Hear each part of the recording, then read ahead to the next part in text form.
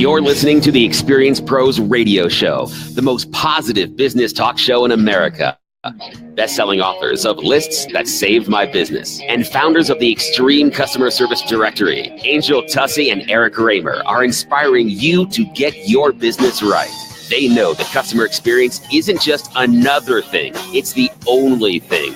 Let's join Angel and Eric for today's program. Welcome back to the Experience Pros Radio Show, home of positive business talk. Angel Tussey and Eric Raymer helping you get your business right by reminding you that small business is big business and your business is our business. And sitting in for not the vacationing, but the actually working while on a cruise ship, Angel Tussey. I know. I want to trade places with her. I'm sure that when you do. She's on the cruise ship. Yeah, you're stuck with me. Sorry. Ann Hogan Consulting. Thank you for being here. Thank you. Are you having fun? I'm having a blast. Good. I'm having a blast. They say time flies when you're having fun, and these segments are flying, for me, even faster than they normally do, which means I'm really enjoying you being here in the studio with me. Thank you. Absolutely. Thank you. And I want to talk to you a little bit. You know, we've established in our first hour who you are, what you do, the human resources training that you offer. You travel around the country and you speak to management and employees about the issues of HR. Share with us a little bit about the topics that you cover and why it's so important to get out there and bang that drum. Yeah. Well, I do a lot of training on site for different organizations throughout the United States. But additionally, I do them a lot by webinar also. Okay. So I do a lot of webinars for different organizations also. Oh, so I'm going to ask you a question completely off the beaten path, but you're doing webinars. What platform are you using for your webinars? We use a variety of different ones. Okay. We use GoToMeeting for some of them. Mm-hmm. Some organizations prefer WebEx. Okay. And then some prefer Zoom. So you are skilled and adept at all of them. Absolutely. And go with whatever the client is looking for. Absolutely. All right. That makes sense. What else would I answer? Of course. Of course I am. All right. Well, good enough. Yeah. I was just looking to see if you had a favorite they may differ on that. Sure. Yeah. I know all of them real well. All right. No, I really do. So what are you training? What are we talking about? How do we... what are you conveying to your clients? Well, there's different ones. For instance, just last week, we are doing a recruitment boot camp for a number of organizations that are out in the East Coast. All right. And so we're doing a 12-week boot camp with them. And so we have webinars each week. Teaching them how to recruit better? And how to actually write a whole recruitment plan is what they come out with. And this was something that another organization wanted to do. So it was 12 weeks forming this cohort. And so they all join and they're starting to get to know each other and they can share strategies for recruitment. And this is real specific to physician recruitment, which is really, there's not enough physicians and they're not graduating physicians. So we're kind of, what we have is what we will get for a long time. All right, folks, so you hear that? We need to recruit them. So right now, if you know somebody coming up through the ranks of academia, point them in the direction of getting into the healthcare. Medical physicians. Yes. Can I ask? Physicians, physician assistants, nurse practitioners, any of those. So dentists. I have 4 nurses in my family, so I speak this language pretty well. Right. The issue was we used to have a nursing shortage, and now we've kind of covered that. I mean, there's probably always a need for more nurses, but there was a huge nursing shortage. Now we're seeing a physician shortage in big part, but is it because of the chaos that is happening at government levels with what's going on with healthcare? There's a number of different factors, and we probably don't have time to go into all those different factors. But one of the major one is that the medical communities, they're closing. The schools are closing some medical schools because they're so expensive to run. And so they've eliminated some of the medical schools for people to actually get into. Then the medical schools, a lot of times encourage you to go into a specialty. And so if you're a specialist, don't get mad at me, but you're encouraged to go into a specialty. Right now, a lot of people are going into general family practice. And general family practice is a specialty? No. Well, I mean, that's what we need. You're the specialist that knows a little bit about everything, right? But we need more of those, right? Absolutely, we need more of those. But so what they're doing is they're using a lot of physician assistants or nurse practitioners to help support that medical team. I see. So that's kind of the future of where we're going with that. Yeah. But so what I do is I talk a lot about recruitment and retention, and recruitment is not only for the physicians, though. This boot camp happens to be, but the importance of using social media in your recruitment, what kind of interview questions to have in your recruitment, and most importantly, if you have a good employee, and it doesn't matter if it's medical, if you're in the tech field, if you're in retail, whatever it is, right? We don't have a large enough workforce for all the jobs that are currently open. Okay. So we have to retain who we have.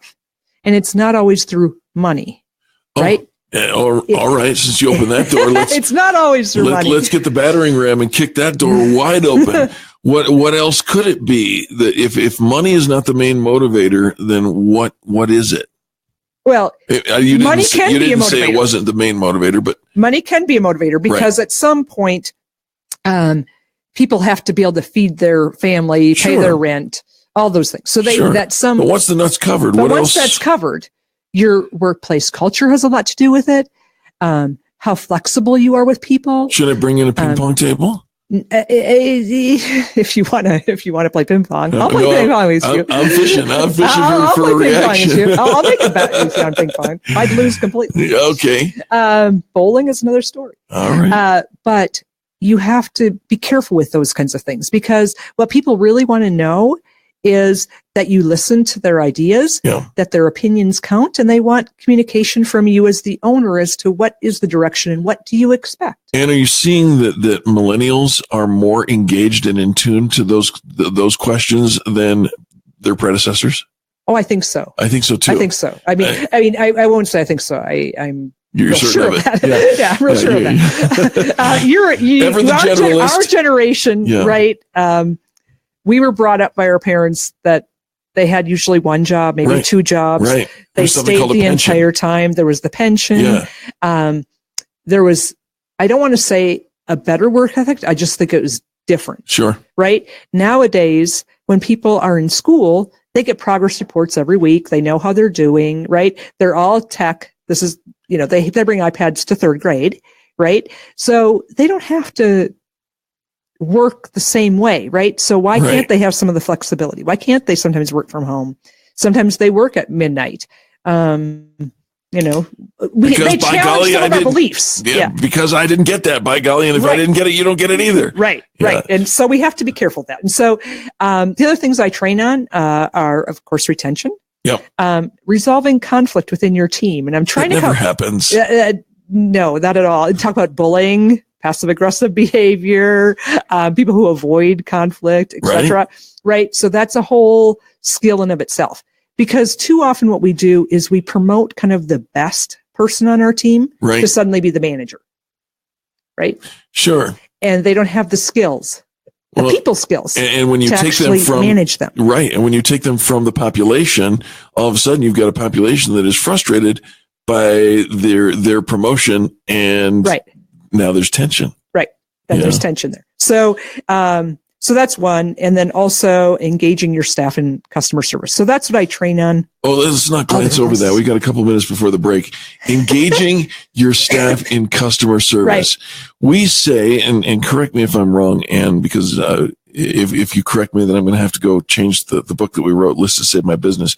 We say that your first line of customer service begins with your employees. Absolutely. God bless you. Absolutely. All right, good. We don't have to change page 32. It's the first employee you come in contact with. Yes, please don't change that. Right? Right. And here's the conundrum that we see is that all too often it is the least paid, least trained employee who is customer forward. Absolutely. And the higher you go up the ladder, the higher your discipline and training and all of that, the more removed you are from that. Well, they just want everybody else to do that. And I come from a small business background. Like my family was all small business, right? Okay. So I remember walking into a store that my dad had, right? Or walking in with him. And he would say, he would pick up that trash. Right. He would open the door for a customer. He would make me wait and let the customer go first. I mean, I learned these things as I was growing up. And so that's what, as an owner of a small business or a large corporation, if you're not modeling that same behavior that you expect people to have, you're not going to have any success. Yeah, really well said. Our guest is and co-host is Ann Hogan, Ann Hogan Consulting. Look, if you have any question about where you're at on the HR spectrum, or if the words that we're talking about here in this program are resonating with you, don't hesitate to reach out to her at AnnHoganConsulting.com. It's AnnHoganConsulting.com. I can make it easy for you. Go ahead. Just do AnnHogan.com. That should work. Come on. That's what my web person says. It should work. There you go. We can leave off the other part. We'll be back right after these messages. You are listening to Eric and Ann Hogan Consulting.com. That's right. All right. We'll be back right after this. America's home for positive business talk.